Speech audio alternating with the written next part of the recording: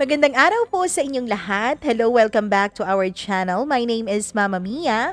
Sa mga bago po nating tagapakinig, hello po. Kayo po ay nakikinig kay Mama Mia, syempre, sa mga kwentong gustong-gusto nyong mapakinggan araw-araw. And today is Sunday, so sana nag-spend kayo ng quality time with your loved ones, with your family, and syempre, with yourself and with the Lord. Dapat ganon, 'di ba? May mga rest days din tayo. Dapat rest days, hindi lang rest day. Charot. Pero napaka-imposible naman nun dahil sa hirap ng buhay ngayon. Ako, bawal magpahinga. Kung magpapahinga ka, naku, nga ka.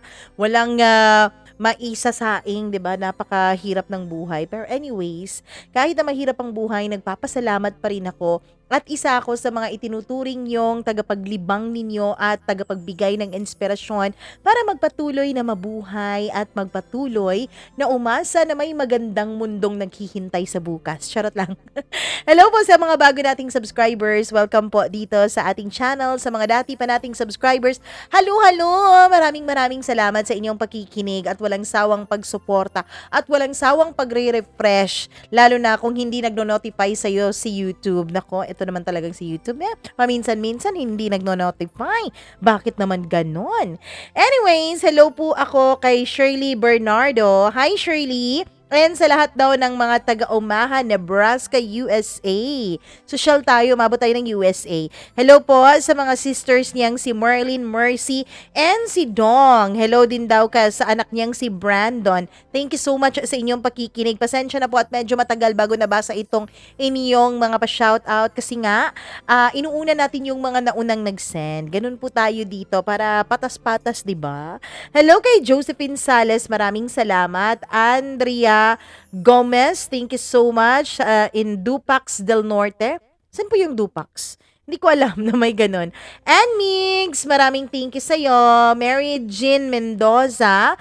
And hello po sa mga OFWs natin sa may Taiwan. Maraming salamat. Hello din kay Giovanni Bailon. Maraming thank you, Giovanni. Hi kay Maria Erlyn Intano. Maraming salamat sa'yo. Oy, anyways, meron akong narinig na nabasa na komento, hindi ko na mahanap. Sabi nila, may kaboses daw akong namatay na DJ dati. Natakot naman ako bigla. Bakit ganon? Parang natakot ako. Anyway, salamat pa rin sa inyong pag-appreciate at salamat at muli kong nabubuhay ang kanyang mga alaala dito sa inyong pakikinig dito sa ating channel. Thank you so much po. Leia Casas, maraming salamat. Hello din sa CBRC Pasig, and hello kay Helen of Makati City. Maraming salamat. Hello sa mga taga Makati. Hi din kay Doris De Leon, kay Jay Ranoy, Charlene Baclohan. Maraming salamat. Hello rin kay Joyce Balite. Thank you so much. Daniel Felipe. Ayun, maraming salamat. Pirigia Acosta, Arwen or Cabanela. Maraming thank you. Hello rin sa lahat ng mga nakikinig sa atin, especially kay Carmela Moreno. Maraming salamat. Na for the mukbang daw kapag nabibisi sa work. Thank you so much. Gloria Havillonar, maraming thank you din. Nora Escoto, Riza Carlos. Hi, Madam Riza. Analiza Ibat, maraming salamat sa mga taga-Taiwan again, sa mga taga-Hong Kong. Hello po. Kimberly, maraming thank you sa iyo. Ano Bono, maraming salamat din sa iyong pakikinig at sa walang sawa mong pagsuporta. Jonalyn Rojas, salamat again sa iyo. And syempre, hello din kay Margie Luhong na araw-araw ding nakikinig sa atin from Hong Kong. Maraming thank you sa iyo. Marvy Montisilio, Josephine Valerio. Ang daming Josephine na nakikinig sa atin. Hello sa mga taga Sampalucan, Taytay, Rizal. Maraming salamat. Rosel Mac, thank you so much sa iyong pakikinig. Hello po, salamat sa mga nag-subscribe sa atin. Meron daw na dati pa nakasubscribe kahit wala pa tayong kwento. Nakasubscribe na yung iba pang content natin dati. Thank you po sa inyong lahat. Judith Pagit, Racy Bonifacio, maraming salamat. Annaliza Lozano, hello sa'yo. Hello din kay Inday Egay, ang OFW natin from Hong Kong. Laging nakikinig. Hi. Margaret 414. Thank you. Anthony Agustin. Hello po. Elza Ponsalan. Anthony, maraming salamat sa iyong pakikinig. Hello kay Ferly Bayaka. na silent listener natin since 2023. Thank you so much po. Kahit na lagi kang silent listener lang, pero andyan ka pa rin, nakikinig sa atin. Maraming salamat. Hello kay G. Mercadejas, PJ Mendoza, OFW from South Korea, and sa lahat ng mga overseas Filipino workers natin dyan. Hello po sa inyong lahat. Maraming salamat. Abigail Luzon, thank you so much sa iyo. Elsie De La Cruz, and happy birthday sa iyo. Ngayong Tuesday ang birthday niya. Happy birthday. Hello rin na silent listener natin na si Yvonne Fernandez. Maraming salamat. Hello rin kay Irene. It's me, Irene. Maraming thank you sa iyo. Mary Sanapan. Hello po, na while nagtatrabaho daw sila sa CDO area. Hi, maraming salamat sa inyong pakikinig at sa lahat po ng nakikinig sa atin. Yung mga nagpapabati ng birthday na hindi ko na mahanap, May 12 pa yung birthday niya, belated happy birthday po. Maraming salamat sa iyong pakikinig. Di ko na alam kung saan yun nalagay, hindi ko na talaga mahanap. Pasensya na po. Kung mahanap ko man, sa susunod baka bukas, atin pong ma-shoutout yan. Nako, andito na po tayo sa ating kwento dahil alam kong excited kayong lahat. At ako rin naman ay excited na inyong mapakinggan ang kwentong ihahandog ko sa inyo ngayong araw. Isang kwento na talaga namang marami ang nakaka-relate at makaka-relate. Ako po ang inyong Mama Mia at ito po ang paborito ninyong programa, ang Dear Mama Mia.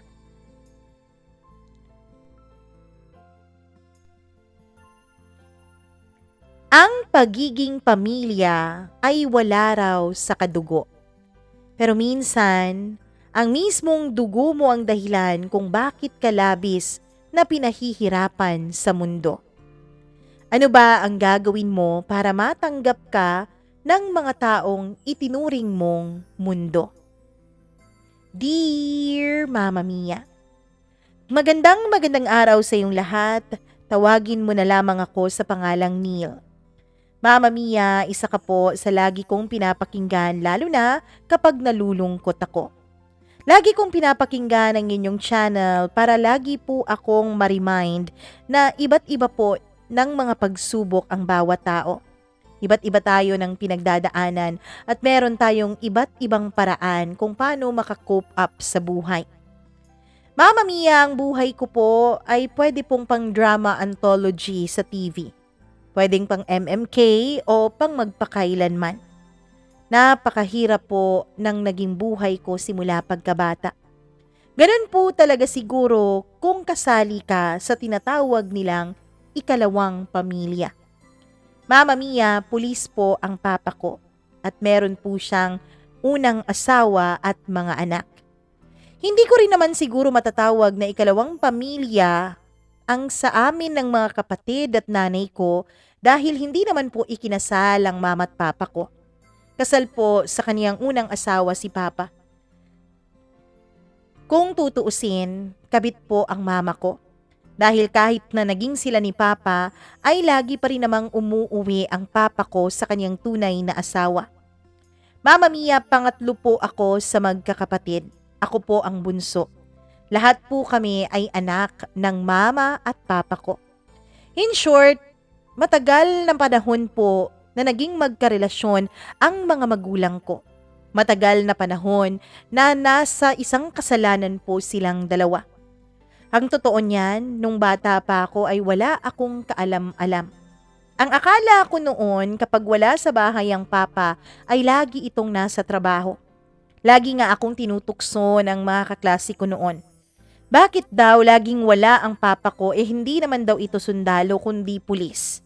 Sundalo daw po ang laging nadidistino sa malayo at hindi raw po ang mga pulis. Nako Neil, baka ayaw ng papa mo sa'yo kaya ayaw kanyang kasama. Laging sinasabi at tinutukso ako noon ng mga kaibigan ko. Mama Mia, ang totoo niyan ay nagtataka na rin ako noon. Pero dahil mukha namang masaya ang mga magulang ko ay wala na lang din akong naging pake noon. Iniisip ko na lang na siguro may mga desisyon ng mga magulang ko na hindi ko nalalaman. May nangyayari sa pamilya namin na sila lang ang nakakaalam. In-enjoy ko na lang ang buhay ko noon. Hanggang sa nung mag-elementary ako, Mama Mia, grade 3 to be exact, ay nakita ko na lang pagka-uwi ko ng bahay na nag-iiyakan ng aking dalawang kapatid, pati na rin ang mama ko. Natakot talaga ako noon kung anong nangyari. Mama, may problema po ba? Tanong ko. Wala naman, Neil. Wala, anak. Sabi niya. Pero hindi talaga mawala sa isip ko noon ang nadatnan kong eksena. Mukha talaga silang problemado. Hanggang sa nung kinagabihan ay tulog na ang lahat pero ako ay hindi pa rin makatulog. Hindi ko alam pero may bumabagabag talaga sa isip ko. At yun po ang nakita ko kanina na pag-iiyakan ng mga kapatid ko at ng nanay ko. Matutulog na sana ako, Mama Mia, at babangon lang ako para iihi nung biglang dumating naman ang tatay ko. Bumangon ang mama ko at sinalubong si Papa. Pumunta sila ng kusina siguro para kumain. Pero habang nasa kusina sila ay naririnig ko po ang mahihina nilang boses. Gabing-gabi na kasi talaga noon, Mama Mia, at kahit hinaan mo pa ang boses mo, dahil sa sobrang tahimik ng paligid ay maririnig mo talaga ang mga nag-uusap. Paano yan? Paano ang mga anak natin? Tanong ng mama ko. Ano ka ba naman? Hindi pa naman tapos ang laban. Lalabanan natin yan. Sabi naman ng papa ko. Paano? Paano natin lalabanan to? Hindi ko alam kung saan ako kukuha ng pera. Hindi ko alam kung gagaling pa ako. Kung may pera ka mang panggamot sa akin, huwag mo na lang niyang gastusin sa akin. Siguraduhin mo na lang ang mga anak natin. Kawawa sila kapag nawala ako. Sinong mag-aalaga sa kanila? Sabi ng mama. Ma, bakit ka po mawawala? Aalis ka? Tanong ko nung hindi ko na mapigilang makiisyoso. Neil, bakit gising ka pa? Pumasok ka na sa kwarto mo at matulog ka na ulit. Iihi lang po sana ako, Papa. Pero bakit po? Ano pong nangyayari? Aalis po ba ang mama? Sabi ko. Noon ay napaiyak na ang mama ko. Hindi na rin siguro niya napigilan ang sobrang bigat ng kanyang nararamdaman, Mama Mia. Kaya naman tinawag niya ako at niyakap ng mahigpit. Pasensya ka na, anak, kung maiiwan kayo ng maaga ni Mama, ha? Patawarin mo ko, sabi niya. Mama Mia, noon ay sinabi nila sa akin na may sakit na breast cancer ang mama ko. Stage 3 na daw. At dahil dati pa ito ay wala pa talagang masyadong mga kagamitan sa lugar namin ang mga ospital, Mama Mia, para panatilihing healthy ang mama ko. Hindi ko alam noon ang mga nangyayari. Cancer po? Tanong ko. Kahit na hindi ko maintindihan, Mama Mia, pero isa lang ang sigurado ako. Nakakamatay ang cancer. Mamamatay ka po, Mama? Iiwan niyo po kami? Sunod-sunod kong tanong na lalong nagpaiyak sa mama ko dahilan para magising ang dalawa kong ate. Mama Mia, ang mga ate ko po ay high school na nung mga panahon na yon. Halos graduating na po yung panganay namin at magka-college na. Yung pangalawa naman ay third year high school, samantalang ako ay grade 3 pa lang noon. Mama Mia, nag-iyakan kaming lahat kasama na rin ang papa ko. Hindi ko talaga maintindihan noon ang mga nangyayari. Hanggang sa isang araw ay nauwi na lang ako galing sa eskwela na maraming tao na sa bahay namin. Doon ko nalaman na wala na ang mama ko. Sumuko na ang katawan niya sa paglaban sa sakit niya. Ako rin naman, Mama Mia, ay sobra ang naging iyak ko noon. Hindi ko man lubos maintindihan ang mga pangyayari pero naiintindihan ko ang kamatayan. Alam kong wala nang balikan yon. Kaya halos maglupasay ako noon sa kakaiyak. Sino na lang mag-aalaga sa akin? Ang sabi ng mga ate ko ay aalagaan nila ako. Ang sabi nila, Mama Mia, ay hindi nila ako pababayaan. Pero nung mailibing ang mama ko ay hindi naman nangyari ang mga pangakong yun. Dahil, Mama Mia, pagka-graduate ng panganay namin sa high school ay nag-college agad ito. Umalis ito sa lugar namin. Pumunta ito sa ibang probinsya at ang sabi ni Papa ay doon na lang daw ito sa kapatid ng mama ko dahil ito ang magpapaaral sa kanya. Paano naman kami? Tanong ko. Huwag kayong mag-alala, akong bahala sa inyo. Mama Mia! Nabuhay kami ng ilang linggo ng kapatid ko nang kaming dalawa lang sa bahay. Umuuwi-uwi naman si Papa pero paminsan-minsan lang. Hindi rin siya natutulog sa amin. Noon ay hindi ko masyadong naiintindihan yon. Hanggang sa isang araw, nung sinabi ni Papa na magbalot na raw kami at mag-empake ng mga gamit namin dahil sa kanya na kami titira. Papa, may ibang bahay ka po? Tanong ko. Oo anak, dun ka na titira kasama ng isa mong ate. Mama Mia, dali-dali at excited ako noon na nagbihis at nag-empake ng mga gamit. Naisip ko pa noon na siguro ito na ang panahon para araw-araw kong makasama si Papa. Ang totoo niyan, mula nung mamatay ang mama ko ay araw-araw at gabi-gabi akong umiiyak dahil pakiramdam ko ay nag-iisa na lang ako. Kahit nandiyan naman ang ate ay meron naman siyang sariling mundo. May mga kaibigan siya at paminsan-minsan ay gabing-gabi na siya kung umuwi. Ang papa ko naman ay hindi masyadong umuuwi sa bahay namin. Kaya naisip ko noon na mag-isa lang talaga ako sa buhay. Buti na lang talaga ngayon ay kukunin na kami ng papa. Masayang masaya ako noon pero napapansin kong parang hindi masaya ang ate ko. Masaya ka Nila? Tanong niya. Siyempre ate, araw-araw na nating makakasama ang papa. Neil, baka magulat ka ha. Sa pupuntahan natin, meron tayong ibang mga kapatid. Po? Kapatid? Oo, Neil. May mga kapatid tayo sa ama. At makikilala na rin natin sa wakas ang asawa ni Papa. Hindi ba si Mama ang asawa ni Papa? Tanong ko. Hindi Neil. Hindi si Mama ang asawa ni Papa. Si Mama ay kabit lang ni Papa. Mama Mia, lalo akong naguluhan noon. Kabit? Di ba ang kabit hindi naman binabahay? Di ba ang kabit hindi naman pinaninindigan? Bakit umabot kami sa 3 magkakapatid? Hindi lang siguro basta kabit ang mama ko, sabi ko nun sa sarili ko. Nung matapos na kaming mag-empake ay binuhat na ni Papa ang mga gamit namin at saka pinaksakay na kami sa kotse. Mama Mia, nung makarating kami sa isang malaking bahay ay dun ko nasabi na mayaman pala ang papa ko. Pero bakit mahirap kami? Bakit halos tuyo at itlog lang ang ulam namin sa araw-araw? Yun nga ang sinisisi kong dahilan kung bakit nagkaroon ng sakit ang mama ko. Dahil hindi naman masyadong masusustansyang pagkain ang aming kinakain.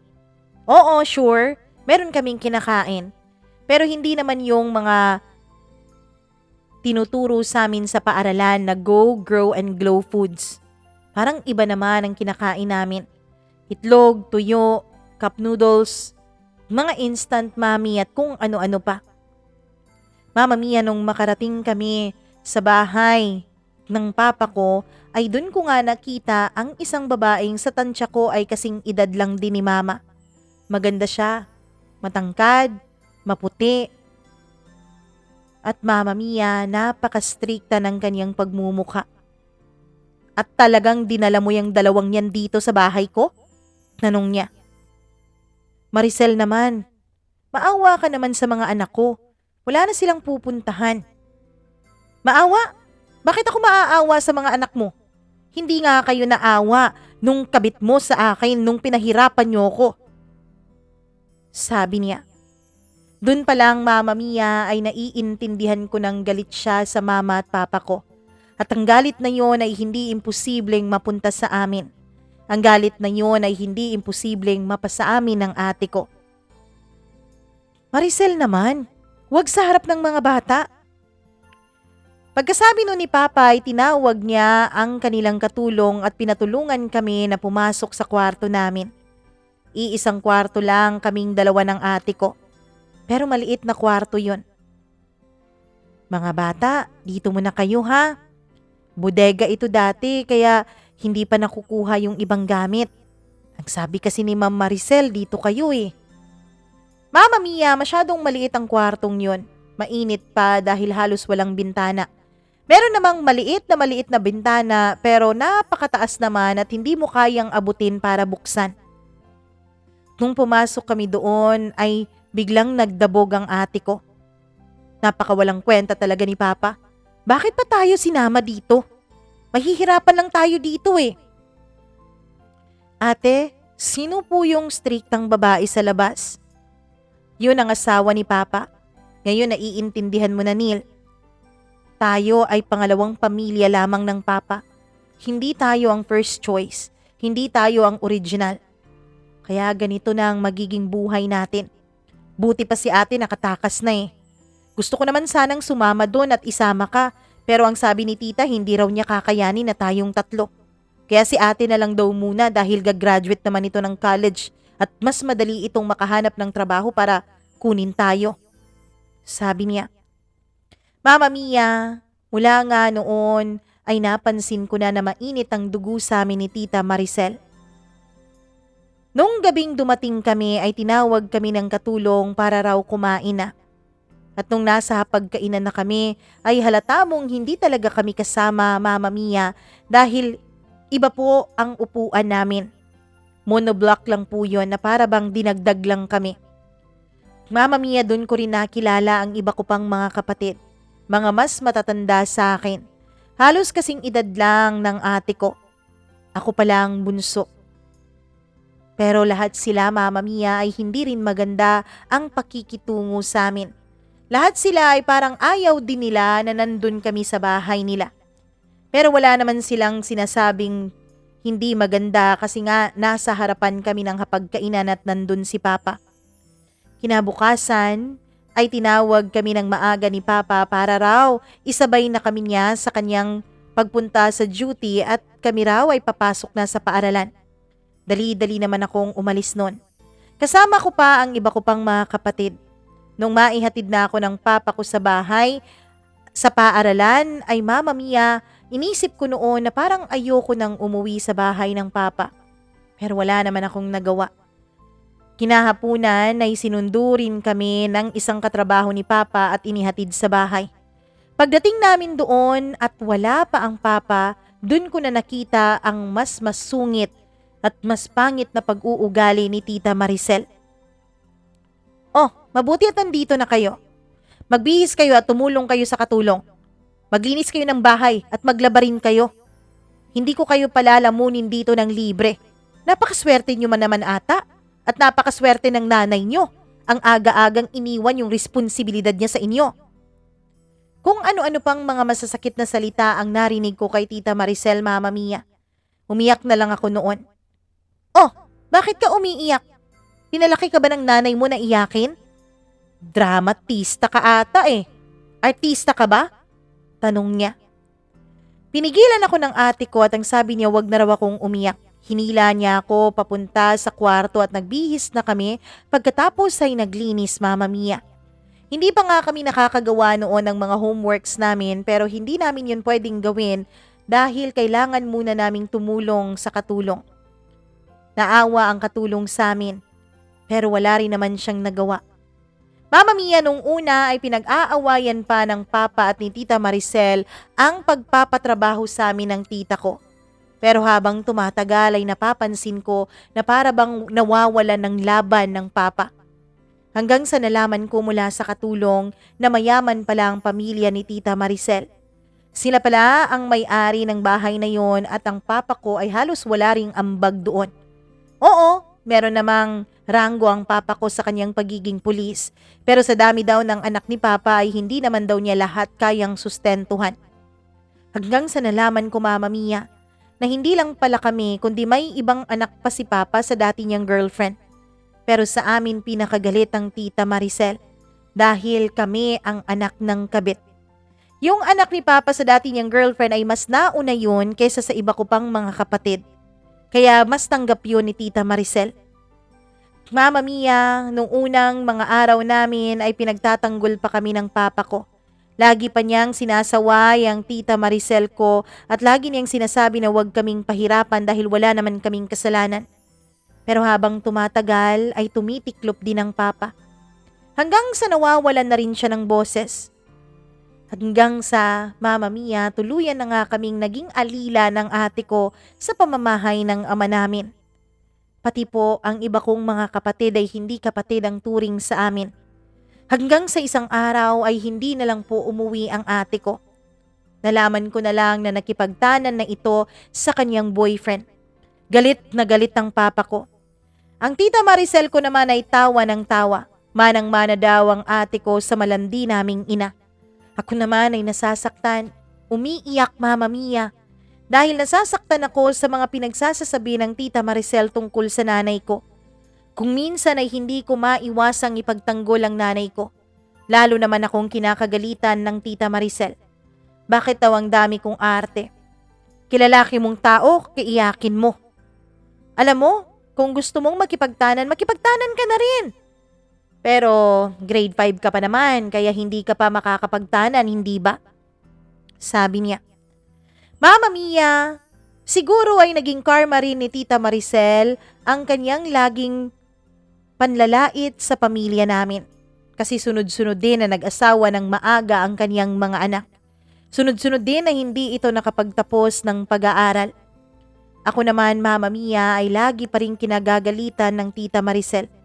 Hanggang sa Mama Mia, nakasanayan ko na lang yon. Nung mag-high school nga ako ay para akong working student. Kapag araw o oras ng klase ay nandun ako sa paaralan. Kapag natatapos ang klase ay nagmamadali akong umuwi para po tumulong sa katulong. Hanggang sa isang araw pag uwi ko ay hindi ko na nadatnan ng katulong sa bahay. O Neil, wala na kaming katulong ha. Pinaalis ko na dahil hindi na kaya ng budget. Mama Mia, nalugi po kasi ang ibang mga negosyo ni tita. Ang sabi ng papa ko at base na rin sa pinag-aawayan nila araw-araw ay dahil daw ito sa pagiging magastos ni tita. Kung ano-ano raw ang binibili. Kung saan-saan daw gumagala kahit hindi naman kailangan. At bakit ka nangingialam sa mga gastos ko? Pera naman ng pamilya ko yun eh. Pera ng mga magulang ko. Ikaw ba pinakekealaman ko sa panggagastos mo dyan sa mga anak ng babae mo? Diba hindi? Kaya wag kang makialam sa akin. Yan ang narinig ko minsan nung mag-away ng sobrang papa ko at si Tita Maricel dahil sa pagiging gastadora nito. Hanggang sa tuluyan na ngang nalugi ang kanilang negosyo dahilan para mapaalis ang katulong at ako na nga ang naging katulong sa bahay. Lalaki akong tao, Mama Mia, pero ako ang naglalaba maging sa mga underwears ng mga kapatid ko, ni Tita Maricel at ni Papa. Kapag nagrereklamo naman ako ay lagi akong iniinsulto ni Tita. Lagi niyang sinasabi na kulang pa raw ang serbisyo ko para sa sakit na naidulot ng ama at ina ko sa kanyang puso at damdamin. Alam mo ba, Neil? Alam mo ba kung gaano kasakit para sa akin? Alam mo ba kung ilang araw, ilang buwan akong umiiyak nung malaman kong ibinahay na ng papa mo ang mama mo? Kaya ngayon, bilang anak nila, ikaw ang magdurusa. Bilang anak nila, ikaw dapat ang pumalit at ikaw dapat ang magbayad sa pagkakautang nila sa akin. Mama Mia, ewan ko ba, pero ramdam ko din noon kung gaano nasaktan si Tita Maricel. Alam na alam ko noon na napakalaki ng naging kasalanan ng mama at papa ko sa kanya. Kaya yun siguro ang dahilan kung bakit hindi ako lumayas noon sa pamamahay nila kahit na inaalila na nila ako. Pagluluto, paglalaba, paglilinis ng bahay, paghuhugas ng pinggan at kung ano-ano pa ay ako ang gumagawa.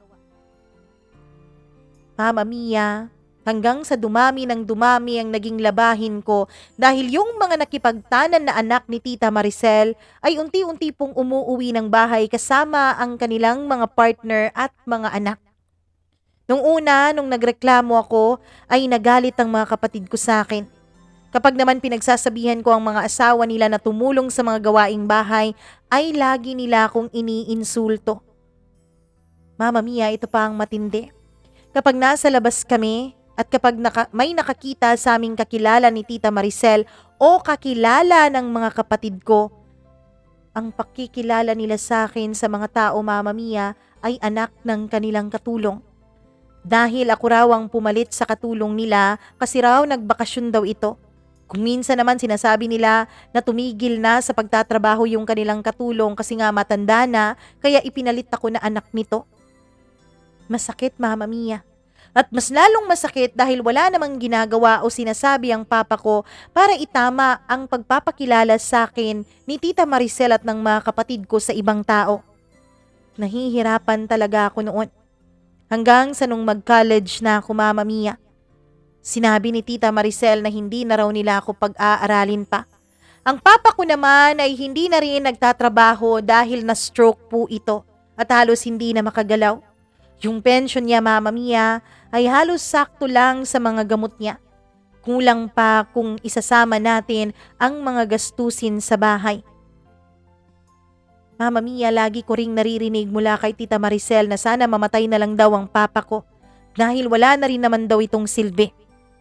Alam mo, mula nung maikasal tayo, wala ka talagang binigay sa akin kundi problema, kundi sakit sa ulo, kundi puro konsumisyon. Kung hindi pambababae, eto ngayon, pagkakasakit mo. Nasaan ang mga babae mo? Nasaan na ang mga babaeng dati ay kinakalantari mo? Mga babaeng hindi mo maiwan-iwan. Mga babaeng naging dahilan kung bakit mo ako pinapaiyak. Nasaan sila ngayon? Hindi ba wala? Walang dumadamay sa'yo. At dito ka ngayon sa puder ko. Anong ini-expect mo? Aalagaan kita? No way, bahala ka sa buhay mo. Naawa ako sa papa ko, Mama Mia.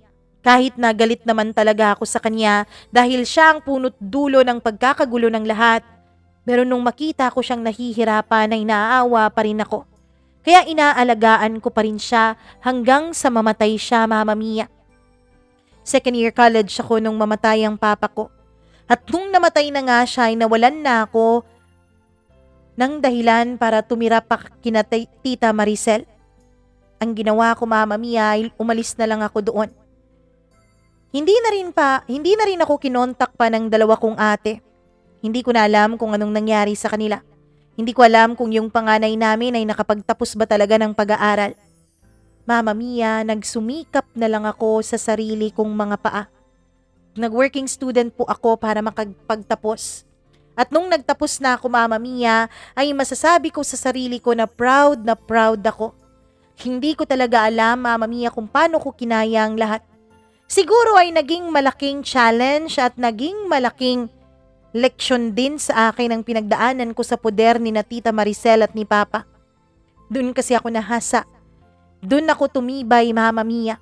Kahit na anong hindi magagandang salita at mga masasakit na mga sinabi nila sa akin ay hindi talaga ako nagpatinag hanggang sa makapagtapos ako ng kurso kong education. Mama Mia, nung nagtapos ako sa education, ay nagtrabaho agad ako sa isang private school para makapag-ipon para sa pang-board exam ko. At nung natapos ko nga ang board exam at sa awa naman ng Diyos ay nakapasa ako, Mama Mia, hindi rin agad ako nakapasok sa pampublikong paaralan. Marami kang kailangang requirements na dapat mong gawin. Buti na lang talaga at nagkita kami ng elementary school teacher ko. "O Neil, kumusta ka na?" sabi ng guru ko nung magkita kami isang araw sa palengke.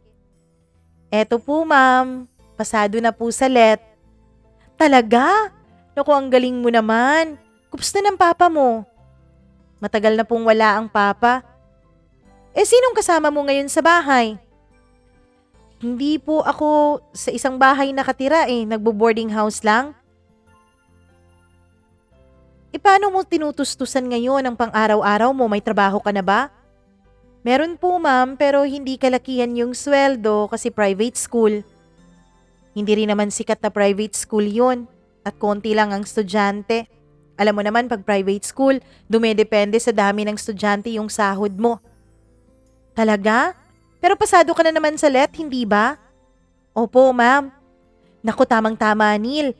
Meron kaming bakante dun sa school. Gusto mo irekomenda kita?" "Talaga, ma'am?" "Oo, magkita tayo sa school sa Lunes, ha? Antayin kita doon." Mama Mia, laking pasasalamat ko talaga sa guru kong yon. Dahil sa kanya, Mama Mia, ay mas naging madali ang buhay ko. Dahil sa kanya, ay nakakuha po ako ng item sa DepEd at nakapagturo po ako sa dati kong pinag-aaralang paaralan. Malaki talaga ang pasasalamat ko sa kanya. Halos araw-araw kapag nagkikita kami ay lagi kong pinagpapasalamat sa kanya ang kanyang ginawang pagtulong sa akin. "Neil, naging instrumento lang naman ako ng Diyos. Pero ikaw pa rin yun. Ikaw at ang Diyos yun. Kayong dalawa ang gumawa ng iyong kapalaran. Sana pagbutihin mo ang pagtuturo at sana mahalin mo ang propesyon mo, ha? Mama Mia, yun po talaga ang ginawa ko. Minahal ko ang mga estudyante ko, pati na rin ang propesyon na meron ako. At sa propesyon ko ring iyon, nakita ko ang aking napangasawa na si Mila. Si Mila po ay isang bagong guro nung magdadalawang taon pa lamang ako sa paaralan. Single din siya, Mama Mia. Nung una ay tinutukso lang kami ng mga kapwa namin guro. Hindi naman kami noon sumiseryoso sa kanilang panunukso, pero habang tumatagal, Mama Mia, ay napapansin ko na parang nahuhulog na talaga ang loob ko kay Mila. Hanggang sa niligawan ko na siya at hindi naman niya ako binigo. Maraming naging pagsubok sa relasyon naming dalawa. Unang-una na dyan ay ang mga magulang ni Mila. Nung nalaman kasi nila, Mama Mia, na anak ako ng isang kabit, ay nagalit sila kay Mila kung bakit ako ang pinili niya. Pa, mahal ko po si Neil. At hindi naman niya kasalanan yung mga naging kasalanan ng mga magulang niya. Pero, Mila, bakit yan naman? Marami ka pang lalaking makikilala. Matino at disente kang babae. Mama Mia, naririnig ko po bawat pag-uusap nila dahil hindi po yun tinatago sa akin ni Mila. Kapag tumatawag po sa cellphone ng kanyang mga magulang ay naka-loudspeaker po yun. At kapag pumupunta naman ako sa bahay nila para ipakita sa mga magulang niya na malinis ang intensyon ko kay Mila, ay wala po talaga silang pinapakita sa aking maganda. Masyado po kasing relihiyoso ang pamilya ng girlfriend ko. Kaya naman, Mama Mia, kinukundi na po nila ang mga kagbit na kagaya ng mama ko.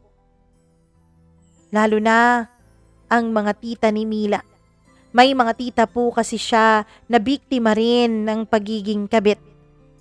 Na nawalan ng asawa dahil inagaw ng ibang babae.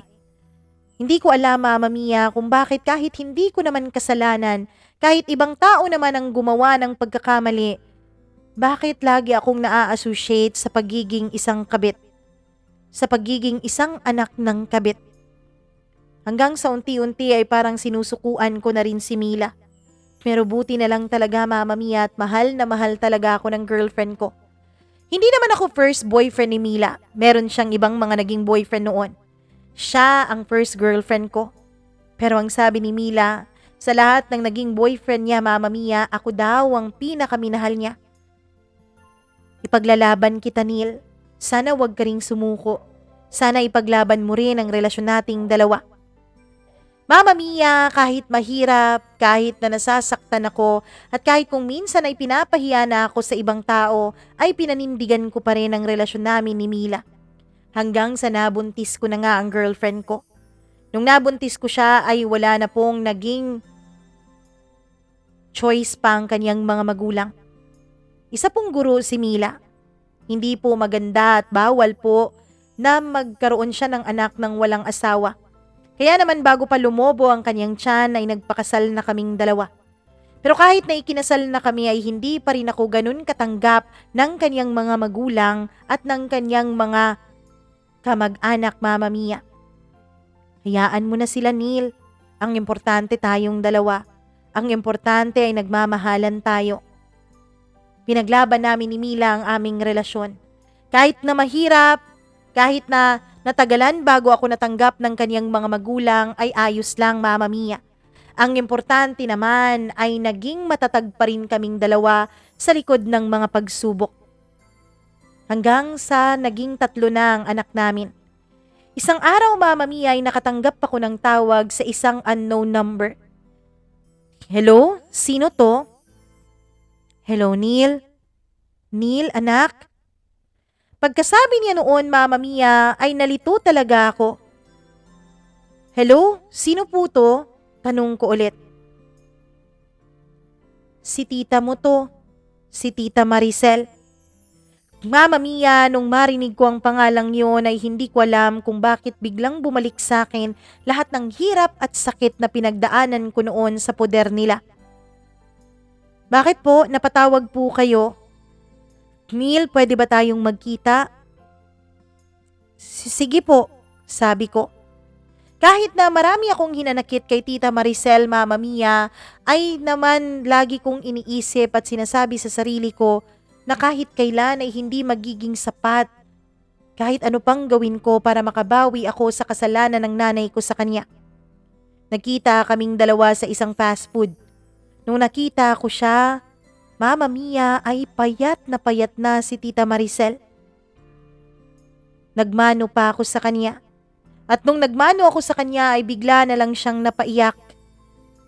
Bakit po kayo umiiyak? Tanong ko. Wala naman. Sige po, o-order muna ako ha. Dito muna kayo. Ano pong gusto nyo? Tanong ko. Burger, fries at saka soft drinks ang kanyang in-order. Dinagdagan ko na rin ng sundae at ng iba pang dessert, Mama Mia. Ako naman ay umorder din ng para sa akin at umorder din ako ng take-out para sa mga anak ko at sa asawa ko. Nung makarating na ang order namin ay nag-umpisa na kaming kumain. Tahimik kaming pareho. Walang ni isa na gustong magsalita sa aming dalawa. Hanggang sa nung natapos na kaming kumain ay parang nag-iiwasan kami ng tingin sa isa't isa. Hanggang sa hindi na ako makatiis at tinanong ko na siya. Tita Maricel, bakit po kayo napatawag at bakit po kayo nakipagkita sa akin ngayon? Mama Mia, bago pa man siya nagsalita ay napahagulgol na siya ng iyak. Neil, gusto ko sanang humingi ng tawad sa'yo. Gusto ko sanang humingi ng tawad sa mga naging kasalanan ko, sa mga naging pagkukulang ko at sa pagpasa ko sa'yo ng galit ko sa mga magulang mo. Patawarin mo sana ako, Neil. Ayos na po yun, tita. Naiintindihan ko naman. Alam kong hindi madali ang naging kasalanan ng mama ko sa'yo. Sana mapatawad mo na rin siya. Pagkasabi ko noon ay umiyak siya ng umiyak. Alam mo, Neil, siguro ang dahilan kung bakit ako nagkakaganito ngayon ay dahil kinakarma na ako. Dahil isang inosenteng bata ang pinarusahan ko sa mga kasalanan ng ibang tao sa akin. Dahil hindi ako marunong magpatawad. Dahil hindi ako marunong makalimot. Lagi namang sinasabi ng papa mo noon na nagsisisi na siya. Actually, nung isa pa lang ang anak nilang dalawa ng mama mo, sinabi na niya sa akin na gusto na niyang bumalik sa akin for good. Pero lagi ko siyang tinutulak paalis. Lagi ko siyang tinutulak palayo. At ang mama mo naman, siguro sa kanya mo nakuha ang iyong pagiging sobrang mabait. Kaya rin siguro, laging bumabalik sa kanya ang papa mo. Kaya umabot kayo ng 3.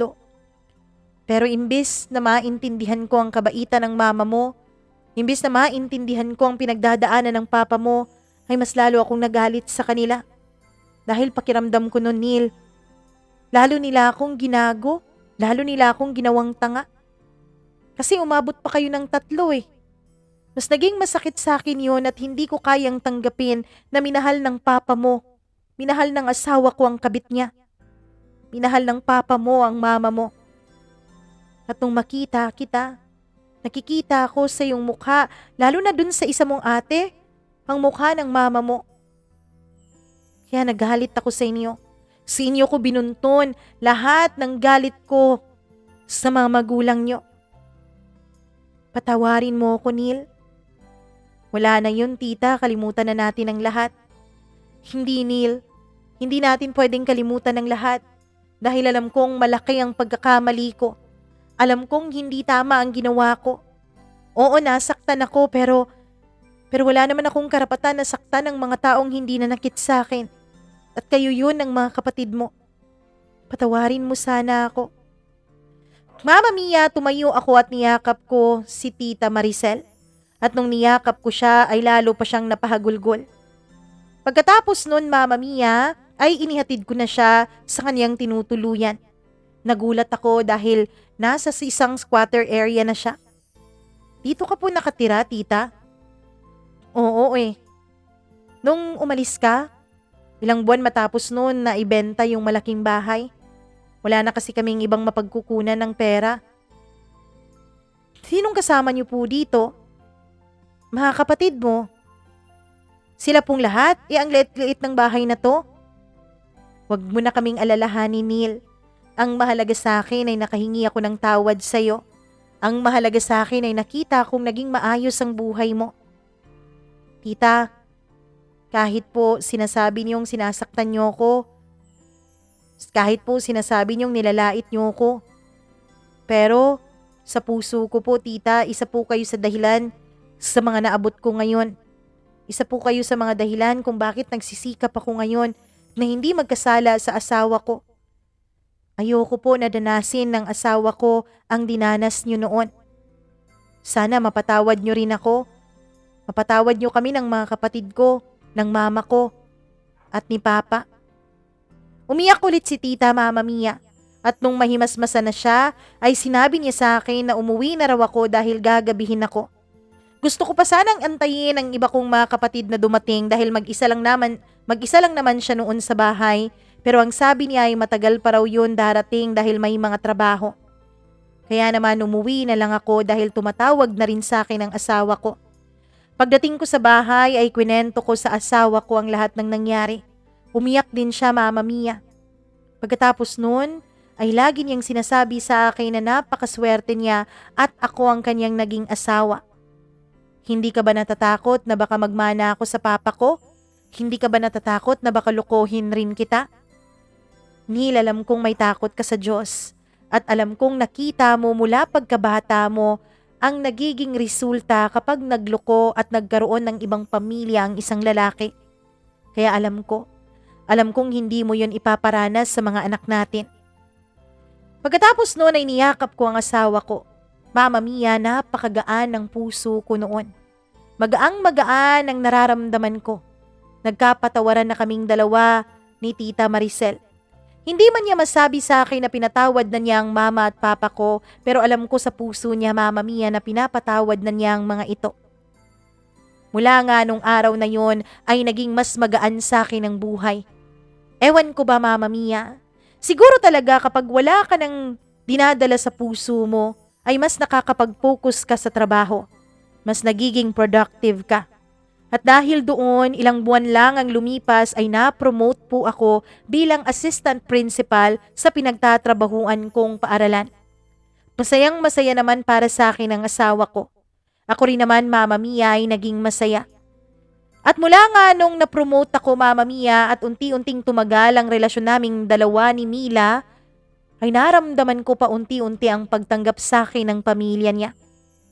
Mama Mia, wala mang sorry na naganap sa pagitan namin ng mga magulang ni Mila, ay naramdaman ko naman na parang itinuring na nila akong anak.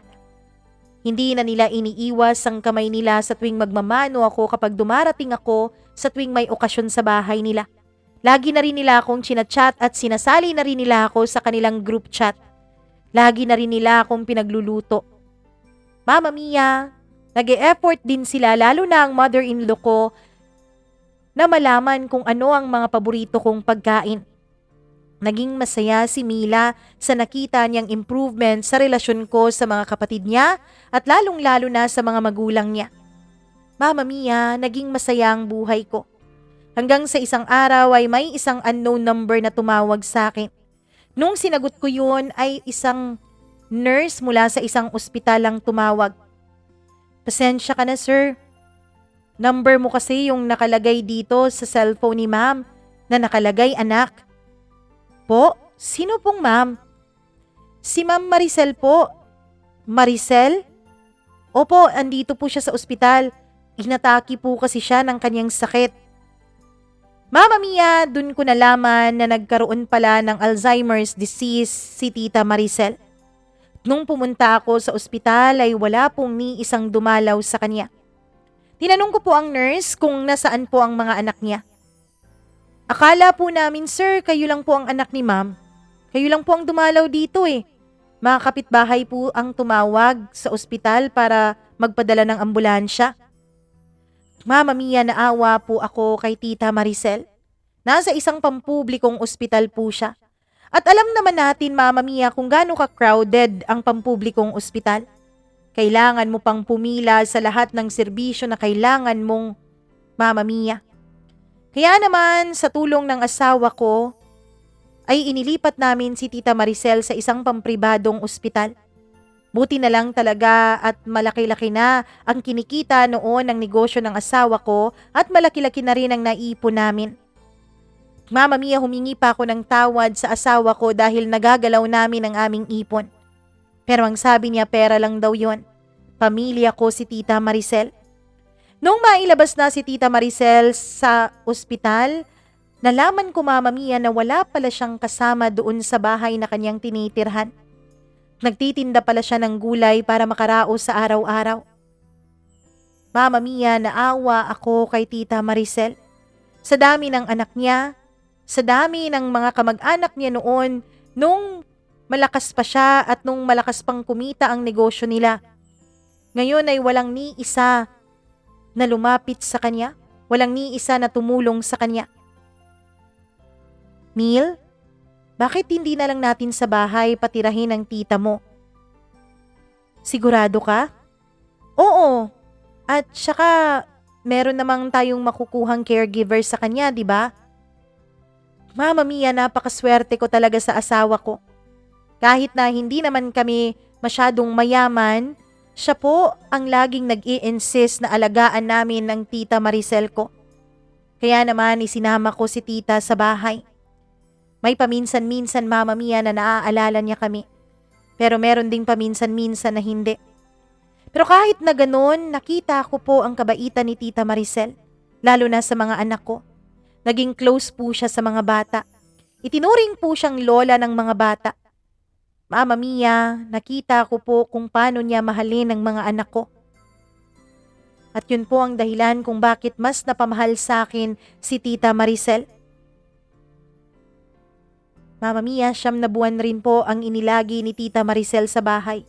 9 na buwan, Mama Mia, bago siya pumanaw. Oo. November 2022 ay pumanaw na po ang Tita Maricel. Nung mamatay po siya, Mama Mia, dun po nagsidatingan ng kanyang mga anak. Umiiyak, humihingi ng tawad, humihingi ng pagkakataon sa Diyos para maiparamdam nila ang kanilang pagmamahal sa kanilang ina. Mama Mia, nakatanggap rin ako ng pasasalamat mula sa mga kapatid ko. Nagpasalamat sila sa akin dahil kahit na anong ginawa nila sa akin noon ay hindi ko raw pinabayaan ng kanilang ina. Hindi man alam ni Tita Maricel pero naging ina rin siya sa akin. Sagot ko sa mga kapatid ko. At dahil wala rin namang kakayanan ng iba kong mga kapatid ay ako na rin ang gumastos para maipalibing ang kanilang ina. Mama Mia, mula nga nung mangyari ang lahat ng ito ay naging malapit na rin kami sa isa't isa ng mga kapatid ko. Last year lang din po nung nag-contact ko ang 2 kong ate. Yung isa kong ate pala ay nasa Taiwan na at doon na nagtuturo. Isa rin siyang guro. Yung isa ko rin namang ate Mama Mia ay nasa Cebu kasama ang kanyang asawa at 2 mga anak. Hindi rin naman masagana ang buhay nila pero masaya. Mama Mia, last December lang po ay nagkaroon kami ng pagtitipon-tipon ng mga kapatid ko. Nagkapatawaran na kaming lahat. Inilagay na namin sa aming nakaraan ang lahat ng mga pangit na nangyari. At pinangako namin sa isa't isa na mula ngayon ay mas magiging close na kami. At yun nga po ang ginawa namin. Mama Mia, tinutulungan ko rin ngayon ang mga kapatid ko para makahanap ng mga trabaho. Humingi na rin sila ng tawad sa akin. Pinatawad ko na rin sila. Maging ang panganay namin, Mama Mia, yung ate ko, na kapatid ko sa ama't ina, ay humingi rin ng tawad sa akin dahil pakiramdam niya raw ay inabandona nila akong lahat. Pero kahit na gano'n ay hindi naman ako nagtanim ng sama ng loob sa kahit na sino sa kanila. Alam ko kasi Mama Mia, alam ko na lahat ng nangyari ay may kabuluhan. Lahat ng nangyari ay kinailangan kong pagdaanan para maging ganito ang buhay ko ngayon. Para maging matatag ako sa lahat ng mga pagsubok at para mas mahalin ko ang asawa ko at mga anak ko. At para mas maintindihan ko kung ano ang ibig sabihin ng pagiging makatao at makadiyos. Mama Mia, ititake ko na rin ang opportunity na ito para magpasalamat sa asawa ko at sa mga biyanan ko. dahil sila po ang naglapit sa akin sa Panginoon. Sila po ang nagpakilala sa akin kung gaano kabuti ang Panginoon sa buhay natin. Na kahit na anumang pagsubok na ating pagdaanan, kahit gaano man kahirap ang mga problema ang ating kakaharapin, kailanman ay may isang nilalang na hindi tayo iiwanan. Yun ay walang iba kundi ang Diyos. Maiwan man tayo ng lahat ng tao, iwanan man tayo ng ating mga magulang, ng ating mga kapatid, ng lahat ng taong ating mamahalin at minamahal, ay hindi kailanman mang-iiwan sa atin ng Panginoon. Hindi man natin siya nakikita, pero lahat ng mga pagsubok na na-survive na natin, lahat ng yun ay dahil sa Kanya. Kung babalikan natin ang ating buhay at kung babalikan natin ang lahat ng mga pagsubok na ating pinagdaanan, siguradong sigurado ako, Mama Mia, na hindi natin malalagpasan yon kung wala ang tulong niya. Nais ko pong gawin at i-take ang opportunity na ito na sana lahat ng mga nakikinig sa inyo ngayon, sana wag nating kalimutang magpasalamat sa Panginoon. Wag lang tayong hingi ng hingi. Magpasalamat din tayo sa lahat ng biyayang binigay niya sa atin, lalong-lalo na yung mga biyayang hindi naman natin araw-araw na hinihingi. Maraming salamat din, Mama Mia, at isa po kayo sa itinuturing kong biyaya ng buhay ng lahat ng inyong mga tagapakinig. Pakihay na lang po ako sa mga kasamahan kong guro at sa mga kasamahan ko rin sa church. Lubos na gumagalang, Neil.